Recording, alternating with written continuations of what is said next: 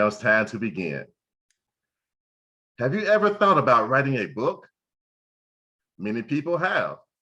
It's a worthy goal with great personal and professional benefits. Being a published author gives one a wonderful sense of accomplishment.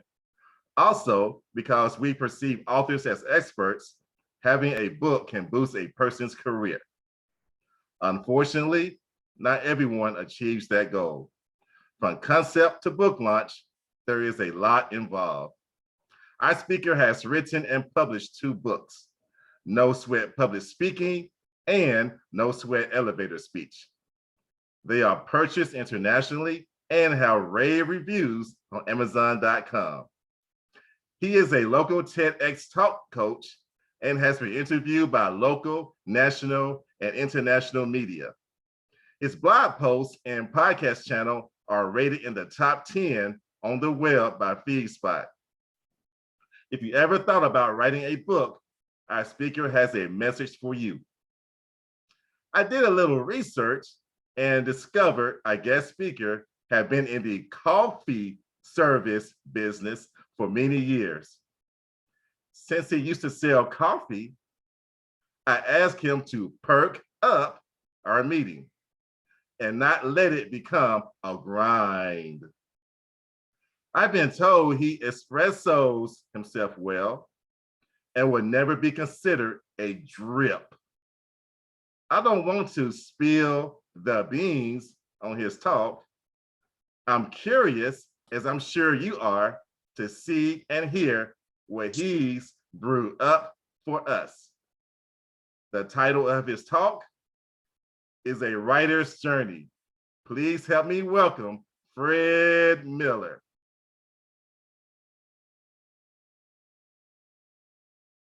James, that was a great introduction.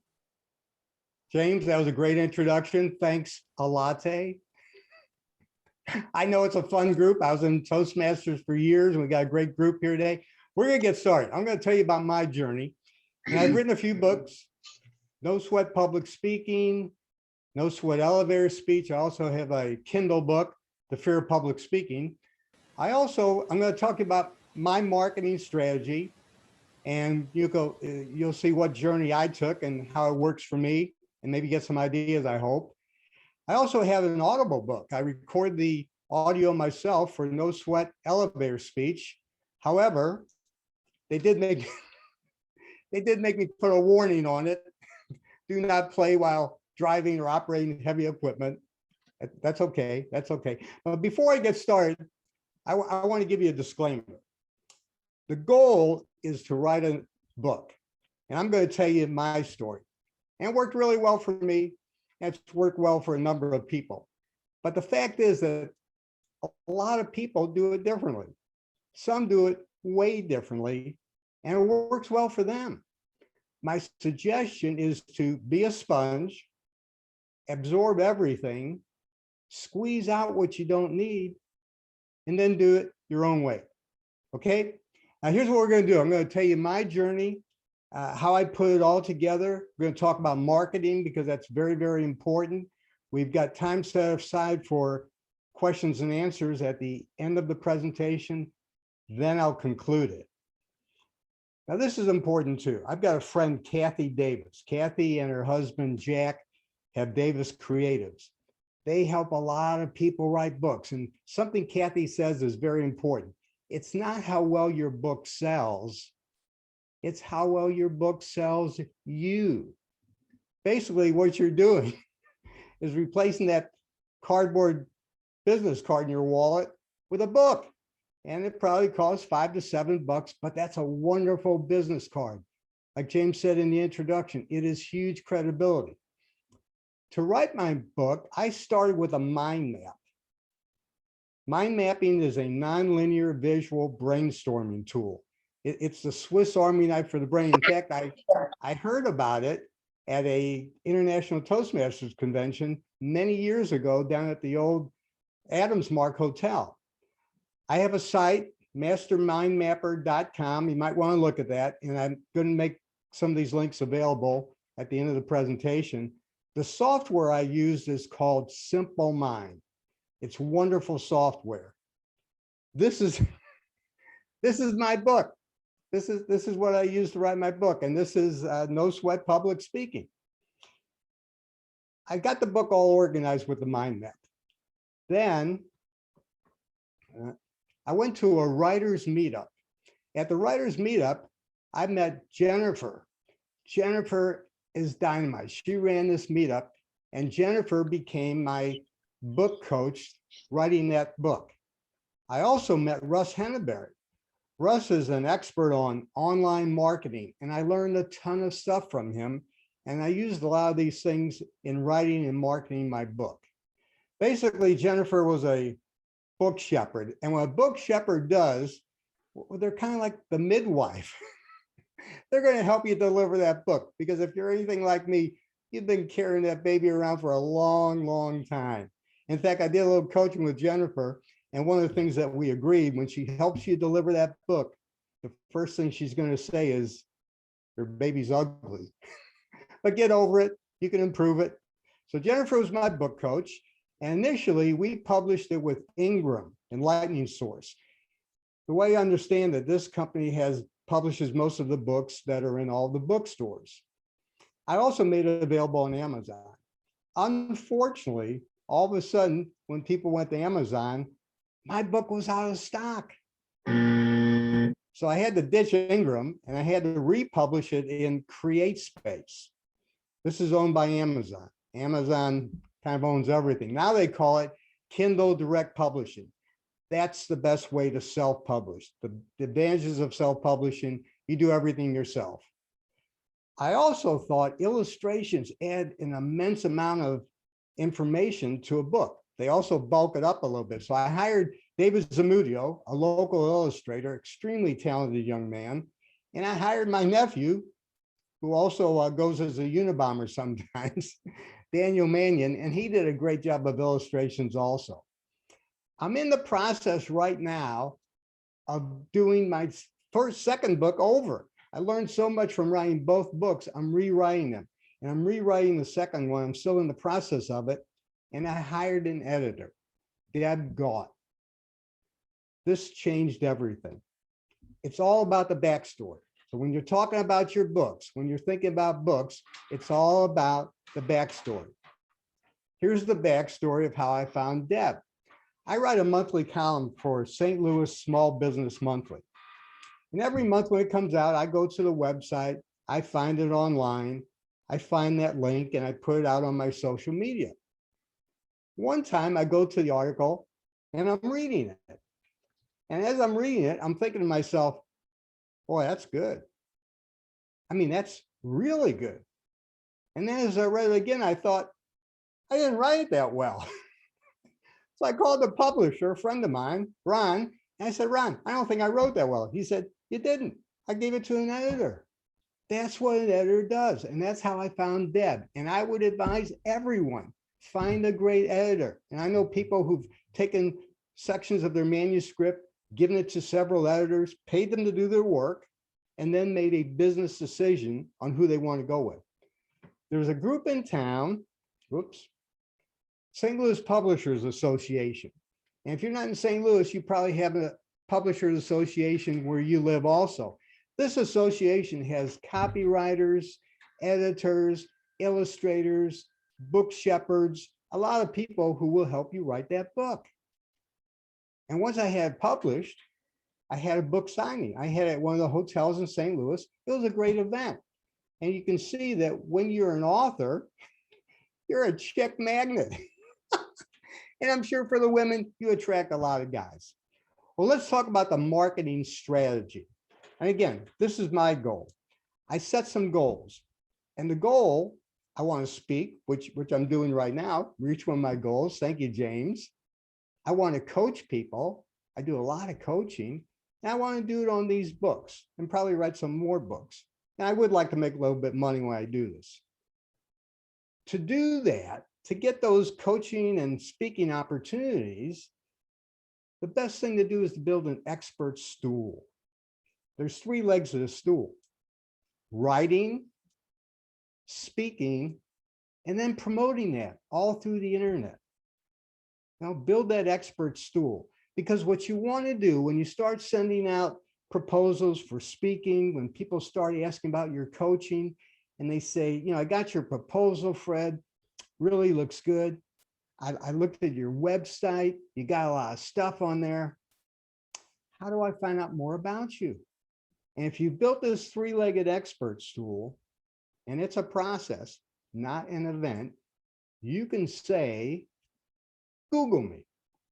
Basically, you're saying, hey, don't take my word for it. Check me out. Google me. Think about that. To do that, you've got to build a platform. I learned a lot of this from Jennifer and from Russ. You've got to have a website. Blog regularly. I started this in 2011. I was blogging weekly, 300 words. Now I'm blogging every 2 weeks. And then you want to have an email marketing campaign. You want to email people. You want to capture those. You want to speak to people. You want to do some speaking. You're not going to get paid for all of it, but you want to do some speaking. It's a great way to promote your book, promote yourself as an expert, and you want to promote it through the social media. And we'll start with the expert stool, the leg writing. Write on and offline. Content is king. When you write great content, make yourself the expert. Don't have a lot of selling stuff in there. You want to be seen as that expert. We like to work with experts. Experts command more money for their products and services. This is my website. That's where I blog. You go on my blog, I've got a number of different blogs. Again, I do it every 2 weeks. Here's another thing I learned. I learned it from Russ. I put the audio post on the website. That audio links to an iTunes podcast channel. Let me tell you a story. It's all about stories. I go to Russ's site one day and I saw that little icon, audio. Didn't even know what it was. I hit the button and I'm listening to Russ read his blog post. And I'm thinking, that's kind of cool. I'm reading along with him. But then I realized, wait a minute, I don't have to read it. I've got the author reading with the inflections and the emphasis he wants. I can refer to the text. And I thought, that's pretty smart of Russ. That's 2 places Google is finding him. They're finding him online in podcasts, and they're finding his written word. But here's a side benefit, and this is really important. I got an iTunes podcast channel, and the first time I recorded it, it was a very humbling experience. I found grammatical errors. I found spelling errors. I had to rewrite parts of my post. And when I first listened to the recording, whoa, I'm supposed to be a speaker. Sometimes I mumbled. Sometimes it didn't make much sense. That combination of written posts plus audio posts will make you a better speaker and a better writer. Absolutely great tip. Well, you've got my iTunes podcast channel. There's a channel right there. I've got it set up automatically. I don't know how to do a lot of this stuff. I hired people to do it. And when I make my audio posts, I use a free program called Audacity. It's online. It is amazing. It will take out all kinds of background noises. It'll make your voice sound like you're a radio person. And I use a good microphone. This is important. It's a tip that I got from Russ. People will watch bad video. They won't listen to bad audio. You want to have a good microphone. There's also a free, no, excuse me, this one is not free. There's an online site where you can put your recording in and it will go speech to text. Sometimes that's a great way to write. Just put your thoughts out on the Audacity, have it go into Temi, and it'll give you all of your text. Now you're going to have to massage it. There's another important thing I learned. People learn several ways. Most of us are visual learners. We learn by looking. We also learn by hearing. So what I did, I started making some videos. People can see me, they can hear me. I would pull out the audio, then they can read the text for those who rather read text, and the audio is there in an iTunes podcast channel. This is a great way to promote yourself as much as possible, because remember, one of those goals, you want to be able to tell somebody, Google me. This is my YouTube channel. I'll add to it periodically. And everything that I post, all of my blog posts, I will promote those on different social media, LinkedIn. I'm in LinkedIn groups. When you're in groups, be sure to answer questions. Facebook groups, Twitter. I'm in the way of Twitter here, YouTube, and Instagram. And there's a lot of others that you can use. I know TikTok's a big one now. There's quite a few. But these are the ones that I use. Here is a screenshot of my website. And you can see I've got all those different posts, but all these things on the right-hand side, these are landing pages. You click on a landing page. I do this also on the social media. I'm going to give away an interactive speakers template. In fact, I'll tell you later how to get it. Put in your first and last names. That's all you need to do. Put in your email address. You will get that downloaded to you. Here's one that I put on LinkedIn. Click on that. Again, I'll put this up on LinkedIn, get a free speakers template. I've done this with, get a infographic on lessening the fear of public speaking, get an express elevator speech template. You will get that template. This particular one, and this is made with a mind map, it's interactive. You can click on any of those items and it'll go to a blog post I've written that defines what they are. That's how you build up your contact list. Your contacts are golden. They are absolutely golden to you because those are the people who are going to hire you. Again, if that's your goal. Some people, their goal is just to write a family memoir. Again, this is how I did it. Your goals may be differently. For many years, I wrote for the Ladue News. I had a column called Talking Points. It was a print edition, but it also goes online. Same thing with Small Business Monthly. I'm in there every month. They have a print edition. It's also online. I found a site called The Ladders, and this appeals to people looking for jobs. I wrote about the express elevator speech. This is another thing that people can find when they Google your name. That's what you want to do. You want to be seen again as that expert. So you want to do that speaking, speaking opportunities. You want to speak at chambers of commerce, Lions clubs. I've spoken to Rotarians, started a meetup. I had a meetup for quite a while. Be great to be on television. Wouldn't it be on television, be on the radio, talk to associations? My advice is to develop a signature presentation, one that you can deliver to a variety of groups. Find people interested in what your topic is about. And always, always write your own introduction. This is a pet peeve of mine because if you don't write your own introduction, they're going to grab something off the internet. And quite frankly, except in St. Louis, nobody cares where you went to school, that you collect rocks. Write your own introduction always. And that introduction includes three things: why this subject, why this speaker, why now? And James did a dynamite job introducing me. I also taught a class at St. Louis Community College. You don't get paid much, but it's great practice. Every time you speak, you learn something. And preparing a lesson, that takes you way out of your comfort zone. As a sidebar, this is important to mention. If you really want to master something, teach it. When people start med school, they are told, see one, do one, teach one. And if you can teach it to someone, you've mastered it. And that took me way out of my comfort zone. I learned a lot by teaching. I also started a meetup. For those who aren't familiar, there are meetups all over the country on all kinds of topics. You can start one, you can attend one. It was a great experience. I have a course on Udemy. They have a great platform for putting a course. That's another thing. If somebody Googles my name, they're going to find me on Udemy. These are just some of the different companies I've had the privilege to speak to, different companies and organizations. There's a bunch of chambers of commerce I've spoken to. And every time I speak to somebody, I will publicize it on social media. I'll be out there and put it up on LinkedIn and Facebook and say, great crowd last night. Now, sometimes it's not that large of a crowd. I remember I spoke in a very small room once, but I said, overflow audience last night at Venture Cafe. Anything you can do to publicize yourself, to make it look like you're really busy. People like that. I did have the privilege of being on television a couple of times.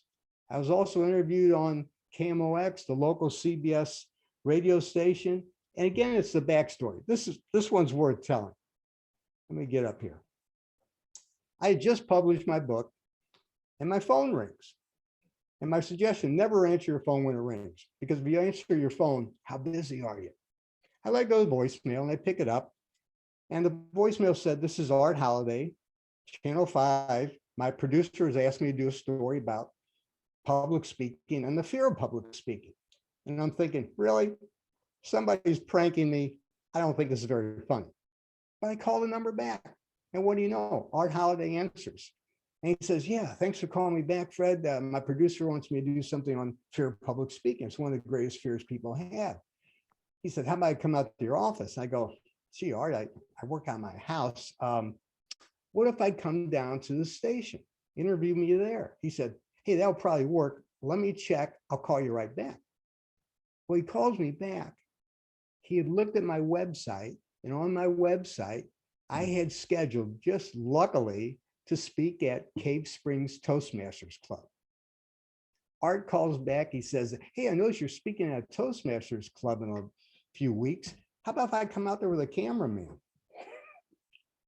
Well, after I picked myself off the floor, I said, "Gee, Art, not my call, but let me check with them and we'll see what they say." Well, they made a recruiting thing of it. It was incredible. And he did a dynamite job.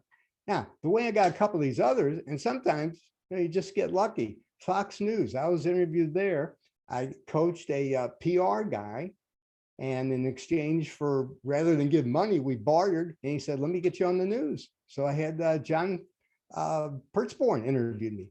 CBS getting interviewed there. That was dynamite too. My accountant does the accounting for one of the people at CBS, and he got me on.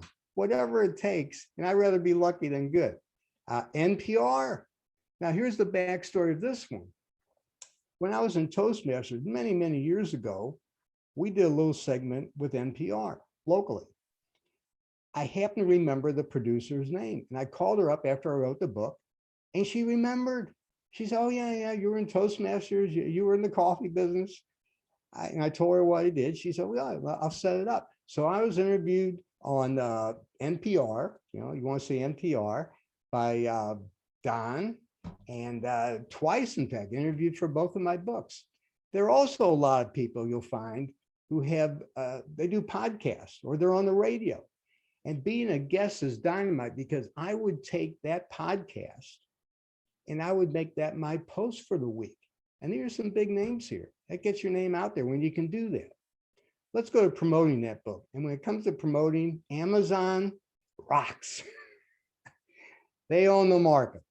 They do it. I told you the story about going through Ingram. Didn't work out. Amazon gives you an author central page. This is free to authors. This is free. And what it does, it lets me put all my books up there. I put videos, my blog posts, they're linked to it automatically. I've even got my own URL on Amazon. It's wonderful. An important thing, if you're going to promote your books, are reviews. You want to get those reviews, and they are not easy. Friends and family say they will. They don't always do it. Besides it, here's reviews on Amazon. These are great. Wonderful to have. Every time I get those, I would promote those on social media. And you want to have Google reviews. I mean, Google owns everything. And if you get people that you speak to or coach to put a review on Google, that's dynamite. And again, I will promote those. I've got a Facebook page. I have a Facebook business page. I'm on LinkedIn. I put stuff on LinkedIn. I do this every day now. I'll put just a small little snippet on all these. I've got a lot of back material to go to, so it's not as big a deal as it might sound it is. And I do it on the LinkedIn groups. If you're in LinkedIn groups, you want to be sure to comment on things for people. Now, we talk about marketing and building that contact list of people that you want to have potentially hire you to speak and coach. I use Constant Contact. This is a great way to build your list. It's gold, because that list is gold. What I'll do, I publish every Sunday night. Wednesday, I'll have a little teaser go out. Excuse me, Tuesday, I'll have a little teaser go out to people. And I have different sections on this. I've got one that they'll click, they'll go right to that blog post. I usually have one on personal coaching. I'll have one of my books. I'll have one that'll take them to that course on Udemy. When they click on that, what they're basically doing is raising their hand and saying, I've got an interest in that. The reports will give you that interest. They'll tell you how many clicks you had on each of those items. You can look at that, and then what you can do, the ones I'll follow up on, I'll follow up on the ones that say coaching or presentations. And that's how you build it. And sometimes people will be clicking on these for years, and eventually when it comes around, because you're top of mind, they will hire you to do something. You know, but this is my mantra. And this is kind of what I live by with what I do here. Speaking opportunities are business, career, and leadership opportunities. People who take and make those opportunities, grow their businesses, advance their careers, and increase their leadership roles. And this will apply to you no matter what you're doing. So keep that in mind as you promote your book. Climb the corporate ladder, it improves your one-on-one. When we get out of our comfort zone, that's the other thing, we make it larger, excuse me. Okay, your great book. This is important. When you write your own introduction, I always write my own introduction. It always includes the titles of my book. If you haven't written a book yet, when you write that introduction, put in there the title of your upcoming book is. Let me tell you a story. I had not written a book yet, but I had committed to doing it. I'm speaking to a big chamber, and I write my introduction, and the guy's reading the introduction, and he goes, and the title of his upcoming book is, you have a book coming out? I said, I do. He goes, oh man, that's amazing. You didn't tell him when it's coming out. You could change the title, but just that thing that you're going to come out with a book. You know, we perceive speakers and writers as experts. So start including it. Now, sidebar, I got to tell you, as soon as you say you're going to write a book, everyone who heard that's going to come up and say, how's the book coming? When's that book signing? And they'll get you to do it. And it's well worth it. The learning is in the doing. Absolutely. You're learning a lot by doing that. And when you start going out, you want to have an elevator speech. You want to have a great elevator speech. An elevator speech is a little personal infomercial that quickly tells people who you are and what you do.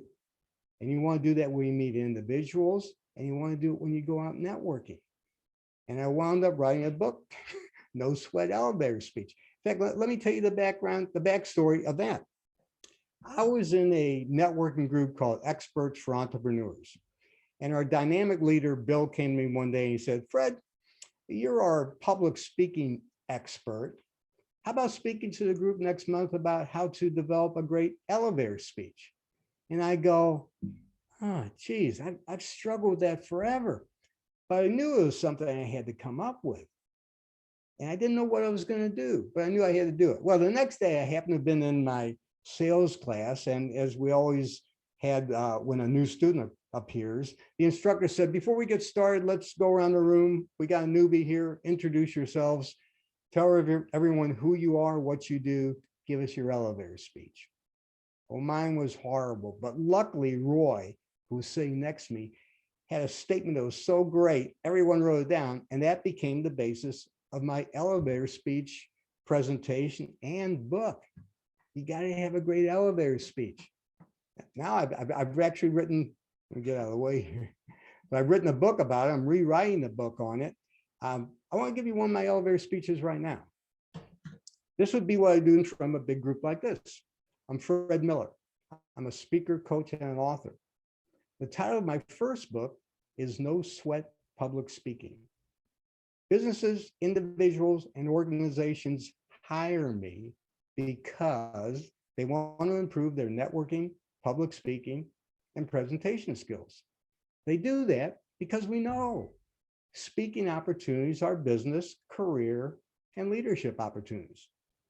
They also know we perceive really good speakers as experts. We like to work with experts. I show them how to develop, practice, and deliver a knock your socks off presentation with no sweat. So get a great elevator speech. This is my elevator speech template. I'm going to make that available to everyone. The nice thing about this template, you can skip floors. You can start on one floor and go down. You're going to want to have a Twitter type elevator speech, but you want to be very positive that people understand exactly what you do. You want to be clear, concise, and consistent with that elevator speech so people can either hire you or refer you. Another good way to get yourself out is volunteer. Become a volunteer for a bunch of organizations. One of the nice things about being a volunteer, say you're going to work at the sign-in table, you can get some intel on all the people coming in. You can find out who are prospects for what you're doing. I volunteer at the local TEDx here. We have TED Talks, and I'm one of the coaches. I don't pick the people who are there, but they have some great people, and I've learned a ton of stuff. Remember, you learn more teaching than doing, and it's a great thing to volunteer for. Plus, it looks good on my resume that I'm a TEDx coach. I'd probably be a pretty good coach if you hire me for public speaking, right? This is a tip I got from a friend of mine. This is great. He said, have something online that you can email people and get their email address, their name and email address, and tie it in with your book. So you buy my book, and I've got a workbook online. It's a 46-page workbook that goes hand in hand with the book. Well, you get both for a $20 bill. And when I'm speaking, you know, they give me a $20 bill. You don't need change. That includes tax and everything. I get their name and their email address, and I email them the book. And that's how I built some of my lists. So what I'll always do at different places, and this is for you here, I've got gifts for everyone. I've got an elevator speech template. I've got a speaker's template. I've got an express elevator speech template. I'm going to give you all those templates. Here's how you get it. Let me get out of the way here. I'm also going to, so email me, write this down. I'm going to wait a few minutes. Fred@nosweatpublicspeaking.com. And just put on there James's Toastmaster presentation. I'll send you the interactive template. I'll send you elevator speech templates. And I've got links to some of the sites that I mentioned here today. Well, I speak, coach, and do workshops on public speaking and presentation skills. I'm always looking for speaking opportunities. So if you find any, send them my way, please. Fred@nosweatpublicspeaking.com. And this is the time that we set aside for questions. We got a lot of time, and I'm going to turn it over to James and see what questions we have and answer them for you. All right, thank you, Fred. Wonderful presentation. Again, please send your questions to me in the chat. So looking here. All right, mind mapping looks complicated. How easy is it? Very easy. It is actually the way the mind works. We've heard of left brain, right brain, linear thinkers, and creative sides. It is the Swiss Army knife for the brain. You know, the problem with going linear is that you're trying to, or diagrams, I used to call it when I was in school. You're trying to organize thoughts before you develop them. And our minds don't work that way. With mind mapping, and we do this with that software, it's very inexpensive, start in the middle and just brainstorm. And then you can clarify things, prioritize, add pictures, symbols, words. I use it for a ton of stuff. I highly recommend mind mapping, because what you don't want to do is go down that bunny trail that leads nowhere. You wind up spending major time on minor possibilities. And that has to do with writing a book also. So mind mapping, and I used to use a program called Inspiration. Unfortunately, when I'm an Apple guy, when they upgraded to a different operating system, Inspiration went out of business. But I found a Simple Mind. It is awesome. Look at all the tutorials. Go to YouTube, find tutorials. A lot of you will love mind mapping. All right, awesome. Next question in the chat. How do you deal with haters if you have a controversial topic. With haters? Yes. Oh, I would ask them, I've never had that problem. I would probably ask them to leave. Or just ignore the question. I'm not going to answer that. I've not had a problem like that, fortunately. It's rude. Okay. All right, another one. A book seems so daunting. What's the minimum amount of time? I'm sorry, what's the minimum amount of words you recommend someone to shoot for as a beginner? That's a tough one. It's like, how long is string? I think I've got one book, it's only 120 pages, but it's larger type. And that's one reason to put in pictures. Pictures are wonderful because they add to the bulk of the book. You probably want enough so that on the spine of the book, you can get the title. And there, if you go to a publishers association, people can answer that question better than I can. I know when I'm rewriting my books, they're each going to be a lot longer than the first one was, because I learned so much after writing them. In fact, it was really tough to stop writing. I realized that, God, I kept finding these things that I should have included, but there's a point you just have to stop. And it's always going to be that way. We're always going to learn new things. But it's a daunting, what do they say, like, how do you eat an elephant? One bite at a time. Work on one chapter at a time. Just start working on it. And if you get a coach, they can, pay somebody, get some skin in the game, and make them hold you accountable if you really want to get it done. Awesome. Fred, could you give more tips on how to appear on media, TV, podcasts, how to attract attention of those people? Yeah, I think things have changed a lot. You want to make friends. Again, I had a friend who's a PR guy, and he got me on one place. It was lucky with Art Holiday calling me. You can have news releases, send them out. I think probably networking is the best thing to do. There's Venture Cafe. There are all kinds of meetups. Everything was shut down for a long time with COVID. But the more people you meet, the more opportunity you might have. And you just never know. I mean, I've been trying to get back on a radio show that interviewed me once for quite a while now, and they've never responded, but I'm not going to give up. It just depends when they get around to it. And again, writing a column. Now, I never got paid for anything in the Ladue News. I don't get paid by Small Business Monthly, but here again, I'm a contributing writer. I'm an author. That makes you an expert. And the more of that you do, first of all, you'll learn a ton of stuff every time you write, but that increases your credibility. There's no easy way. At least I haven't found one. Although, let me back up for a moment. You can hire a PR firm. There are PR people where you may send news releases, you may call, you may email, and they can pick up the phone and call someone. That would probably be the quickest way to do it. All right. How much money do you need to start a book? An example, and she also has, like, how much do you want to spend on illustrators, editors, and if English is your second language, then how do you get your work checked? You've got to have a budget for it. I mean, I've spent more money than I intended to do, but it just depends what your goals are. And I wouldn't want to name a budget, but it is worth paying people. The second editor I've hired, it costs way more than the first one. We kind of traded off a lot of things, but the second one I have, I'm learning a ton of stuff. She's making me a much, much better writer. And it depends what you want out of it, but you do have to have a budget. You can go on CreateSpace. You can talk to the people there. They will help you through it. They've got book covers and people who help lay it out, but you're going to need some professional help. And if you go through some of these people like Kathy Davis, and they do a marvelous job, it's going to cost money. Now, here's another thing Kathy and others will do.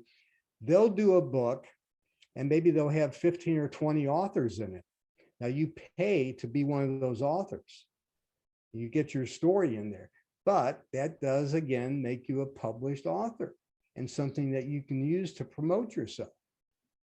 Because here again, we perceive speakers and authors as experts. People like to work with experts. Yeah. All right. What is the difference between copywriting and trademarks? Have to ask a lawyer. I think books are copywritten. Trademarks might have to do with logos, but I'm not an attorney. I'm not I'm not going to give legal advice. Okay. Yeah. You mentioned some mentors and helpers. Did you have to pay them? Yeah, yeah. I think you get what you paid for. I mean, I've done free is not good. Okay. Free is not good for a lot of things because you're going to get put on the back burner and you may get what you pay for, which is nothing. But I think it's worth. I like getting paid. I think you pay for good advice. If that's their skill, that's what people do. I mean, a lot of people give things away free, but you don't know if it's the right thing. And I think money is better spent with an expert. You know, it's kind of like the old thing. Why does it always make sense to do it right the second time? You know, do it right the first time. Hire some professionals, but interview people. Ask for referrals. You know, going to meetups, talking to people who have published. Who did you use for this? You know, the illustrators I used were fantastic. You know, the editors I used. It takes somebody who knows how to lay a book out because a PDF is not a PDF is not a PDF. Those people have to be paid to do that. And you can learn a lot of stuff on YouTube. I don't want to take anything away from the do-it-yourselfers, but you got to decide what your time is worth. And if you don't have a budget, you have to learn to do everything. But I think what we found is that we used to take these tests that would say, you know, what are you good at? What are you not good at? And work on the things you're not good at. Well, the theory now is no, hire someone to do those things. They'll do a great job and you can work on what you're really good at. Now, let me just tell the story about the editor. First time I started getting stuff back from her, I was blown away. I mean, I had all kinds of corrections on it. And I kind of felt like an idiot. And I called her up. I said, my gosh, I feel stupid. She says, no, that's my job to be the editor. You're the writer. I'm the editor. I still feel kind of stupid. She said, when you take your car to the shop, do you fix it before you bring it in? Oh. And then I called my friend that the publisher who hired her to edit my work in Small Business Monthly. And he said, that's what editors do. Those are different skill sets. So sometimes when you're hiring these people and you think you can do it all, you're much better off finding somebody who's an expert in it. And it's tough on the ego sometimes, but that's the way to get it done. All right. Next question, they're coming in. How do anthologies work? Well, that was what I was talking about Kathy does. She may have X number of writers and you pay a specific amount to get your section of that book. And she's done a number of them, and there are probably other people who do that, but they do a super professional job. I don't know what they charge for that, but it's a real good way to get yourself as an author without going through everything yourself. Yeah, she's got one right now. I think they're working on for Ruth Bader Ginsburg, that type of thing. But she's done a number of different ones. And I was involved in one with a guy once too. Not much ever came with it, but he had about 10 of us write. Well, what would we tell our younger selves if we had to? I'd tell them to get out and speak. And that was my chapter. And other people wrote different chapters. He paid for publishing it. He paid for the editing. That's another thing that I've got my name down as an author in. So that's a good way to start with for some people. All right. So what would you say is your interesting writing quirk? Pardon? What would you say is your interesting writing quirk? My writing quirk, I write the way I talk. And sometimes it's not the King's English. That was part of my challenge with the editor. But my theory, and she went along with it, your writing has to have a voice. And one of the best compliments I ever got, a guy said, I took your book with me on a business trip and I was reading it in the airplane. I kept looking over. I thought you were sitting next to me. And for me, that worked. You know, nonfiction, fiction, those are different things. But for me, that was a compliment. I think if somebody reads my stuff, that's the way I speak. You know, what you see is what you get. So yeah, I like that question. Okay. Do you need to self-publish a hard copy or is electronic fine for Amazon?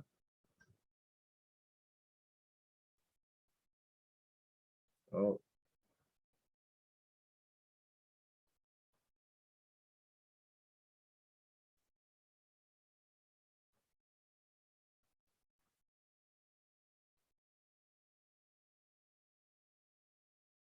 I was once, I had my shop list of peanuts, love peanuts. And I was telling the clerk, excuse me, could you tell me where the peanuts are? And he goes, well, they're in, wait a minute. He said, your voice, I've heard your voice before. I said, well, thank you very much. I do some public speaking. He said, no, I've never seen in person. Oh, you did an incredible book, didn't you? No sweat elevator speech. I said, well, yeah, I'm flattered you remembered. He said, I can't thank you enough. I had the worst case of insomnia. Oh, Fred, I'm sorry, you froze Oh, after I asked that question. So I will repeat the question. okay. Do you need to self-publish a hard copy or is electronic file for Amazon? No, I don't. I didn't do a hard copy, but Amazon, I guess they do it. I've got a paperback and I've got a Kindle, and I did my own Audible book. Okay. I have a question about when do you get your domain name?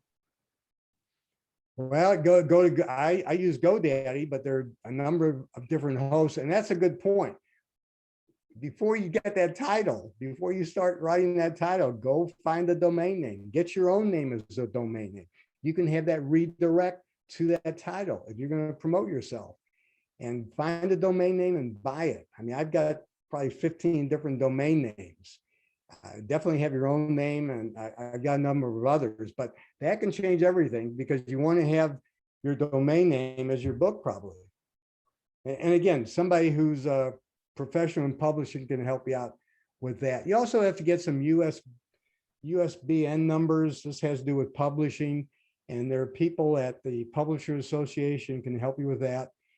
And that's going to take some money too. You have to buy these numbers. Now you can go through places that will publish it for you, but they wind up owning everything.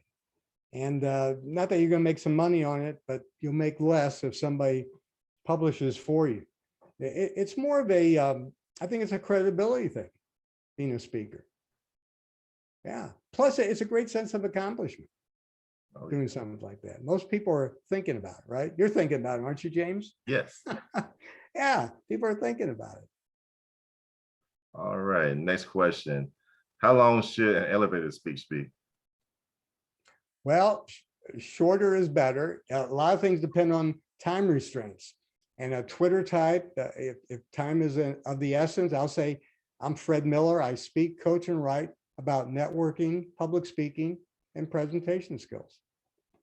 That's my Twitter type elevator speech. The more information you can give them, the better, because you want people to hire you. In fact, hire me is the phrase that my friend used in that sales class. That's the DNA of my elevator speech. Why do people want to do business with you? Hire me because most people in giving their elevator speeches say, I work with people, I help companies. Really? If you're independently wealthy, God bless you, do it for free. But hire me says, I'm really good at this. I'm proud of it. And you know what? There's some money connected with it. And if that disqualifies people, that's good. One goal of an elevator speech is to disqualify. Everyone's not a prospect. You're not going to buy from everyone who gives you an elevator speech. And one of the things you want to not do is you don't want to spend major time on minor possibilities. Disqualifying is a good thing. All right. Wow, getting a lot of questions. How do you ask for referrals? Could you share one of your examples? Yeah. Okay. So if you and I are at an event and you say, hey, Fred, I'm James. What do you do? I'll say, James, thanks for asking. I'm going to answer your question by asking you one. Have you ever been to an event and you're watching and listening to the speaker and you're thinking to yourself, boy, that guy's good. I mean, he's really good. He's articulate, authentic, very entertaining. I'm getting a lot out of this presentation. And oh my gosh, I wish I could do that. I say, James, I'm the guy they hire to develop, practice, and deliver presentations like that. You probably don't know anyone who wants to improve their presentation skills, do you? And it's better to ask that way rather than say, do you know anybody who needs some help with presentations? Well, that's a yes or no question. But if I say, you probably don't know anyone who wants to improve their presentation skills, do you? Awesome. Because then, yeah, then you've turned that into a prospecting question. All right. How do you know when you have enough content about a given subject to actually write a book? Well, I don't know if I've ever read anything on, how long a book has to be. I mean, there's some really small books. I think just get enough out there that has some value, and you can just do ebooks. You can start with little big books. I think, I've learned so much from writing these. I've got to write other books, but I think it's just kind of a personal thing. And you want to keep researching. At a certain point, though, you got to stop because you got to write the book. Yeah. Okay. All right. What were some of your common traps for you when writing a book? Which steps? What were some of your common traps when writing a book? Oh, my traps. Yes. I think just got to keep motivating yourself to get it done. I mean, in fact, I remember there's a lot involved. I remember one time David Zamudio illustrated my first book, and we get together and he lays out all these illustrations, and he says, "What do you think?" I go, "Yeah, it looks great. Let's do it." He goes, "Wait a minute. How long have you been working on this book?" I go, "Geez, I don't know, years." He goes, "This is important to you. Take your time. Let's see what works best." Sometimes you need a third party to kind of slow you down and put things in perspective. Yeah, I think that was important. And again, having an editor is really good. That tip of record your presentation, record your chapters, make a voice recording of them. You'll catch a lot of things yourself. You think you wrote it well when you start reading it into a microphone and listening back, you'll catch a lot of stuff. Again, written post plus audio post, or say written chapter plus audio chapter, will make you a better writer and a better speaker. Guaranteed. All right. How do you select an illustrator or photographer? I think, you just, they got this thing, I know a friend who does this, or you look on, you put out ads for it, find people who've had illustrations. You want to interview them, you want to get a price from them. And, fortunately, I had great relationship with David Zamudio, and my nephew's Dynamite too. And I probably overpaid both of them, but that's okay. I love what they did. They did a great job. I think they add immensely to my book. Just like in this presentation, you don't see a whole lot of text. I'm big on visuals, and that's why I put those out. And I think the same thing, but that's my opinion. I like the illustrations in the books. Okay. Another question, do you use beta readers or give away your books to increase reviews as a marketing strategy? I've not done that. I actually was a beta reader for a friend of mine who's a Toastmaster, and I did not do that. I think that's probably a good idea. I guess I was more anxious after carrying this idea of wanting to do a book for so long to finally get the thing published. I didn't give away a whole lot of books. I'm constantly asking people to review the book for me. I think reviews are really important. At least the perception is. I mean, I buy a lot of stuff on Amazon, like probably a lot of people, and you look for reviews. And the more reviews, the more you look at that particular item. So reviews are important, and you hope people will do that for you. That's one reason I give that free workbook with a book, kind of the law of reciprocity. If I'm giving you a free workbook, I hope you're going to do me a favor. And I will email people. I will say, would you please give me a review? Just a gentle nudge. Sometimes it works, sometimes it doesn't. It can make a big difference, at least in perception, because you look at those reviews, we all do. All right. What was your schedule? What was your work schedule like when you were writing? Oh, I had a full-time job. I'm semi-retired now, I guess, but I was working. I was in the coffee service business. I had a sales lead company. I got a couple of kids, wife, do a lot of other things, try to get that life balance. So, I mean, if I was honest, I probably was carrying that idea of writing a book around for 10 years or more. Yeah, ever since I was in Toastmasters, finally just got to do it. I think it's making that commitment, meeting the right person. When I met Jennifer at that writers meetup, there are probably some writers meetups now that people can find, making that commitment. I mean, my commitment right now, I still blog every 2 weeks. Each of those blog posts can be a chapter. I know people have written books like that. They just every week or every other week, they'll write something, they'll post something on their website. And if it's the same topic, you get 12 chapters at the end of the year. How much time you spend writing the book versus promoting in social media?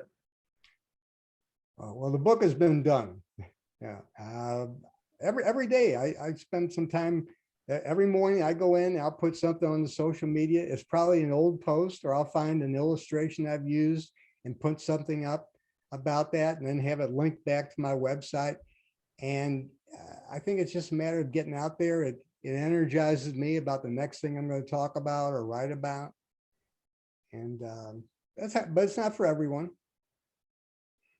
Okay. Do you need to have a social media team? I'm the team. But some people, there are people doing a way more successful job in this than I am. That's why I had that disclaimer up front. This is how I did it. There's somebody who's listening is thinking, I would never do it that way. That's fine. There's different ways of doing it. There are people who are selling tons of stuff and they've got a team doing their social media. I think one thing I found is fun doing different interviews. A lot of people have podcast channel. I'll contact them, consider me for an interview, and just a variety of things. And I'm having a lot of fun doing this. That's the other thing. If you're going to write something, find your passion. I mean, this obviously, I hope it's obvious to everyone. This is my passion. I love what I'm doing. And it is not just a financial reward, but I like doing this stuff. I'm always learning. All righty. Do you use an email platform to track your contacts with people, customer relations marketing tool? Oh, yeah. Constant Contact. And there's a bunch of good ones. I just haven't used Constant Contact. That's one I started on. But I know who's clicked, when they've clicked, how many times they've clicked, and I'll follow up with them. I know what interests they have. Yeah, I think it's good. I get it out there, but that's why you always want to build that database. So I hope people will email me, get these things I'm offering. They'll go to my database. If you don't like what I send you, opt out. You've always got to replace people. Everybody's not interested in public speaking and presentation skills. That's okay. Those who are, I talked to a guy yesterday, he's hiring me for a convention in October, and he's followed me for a number of years. I coached him once, and we're talking about, I think my latest post was about having a disclaimer. A disclaimer is a great idea because what it does is say, there are other people who do it differently, and that's okay. That gets more people to listen. There's a lot of little tips and things I'm picking up all the time. All right, great. And our last question, did Toastmasters help you get creative in writing books and blogs? Oh, definitely. Definitely. I was in Toastmasters forever. And here's my suggestion about Toastmasters. I actually, going back a number of years, I took a class at the community college. And it was given by a Toastmaster on public speaking because I'd always been a fan of Les Brown and Brian Tracy and Zig Ziglar. And the only person I told was my wife. I wanted to know where I was going. If I dropped out, that'd be okay with it. Well, that particular class, the last presentation was at that Toastmaster club.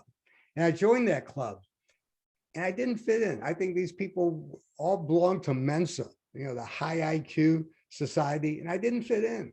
And I dropped out. And I went to years later, I thought, I want to do this. I want to speak. I want to teach.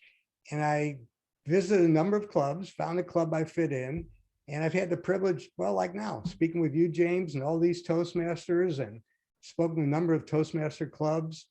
Toastmasters has helped immensely. That's where I learned a lot of stuff. Yeah, I highly recommend Toastmasters, but there's a number of different groups. They're all good, but they all have their own flavor. Would you agree? I agree, most definitely. All right, I thought we had uh, the last question, but we have a couple more real quick. What Okay. are pros and cons of self-publishing versus a publishing company? I think with a publishing company, I never really looked in, but I think you've got to be really well known. I mean, if you're a national figure, if you've done something that's in the news, somebody might want to, hire you, give you an advance. That never happened with me. And when you self-publish, you can control everything. I just maybe ask people at the Publishers Association or others who have had people publish them. Yeah.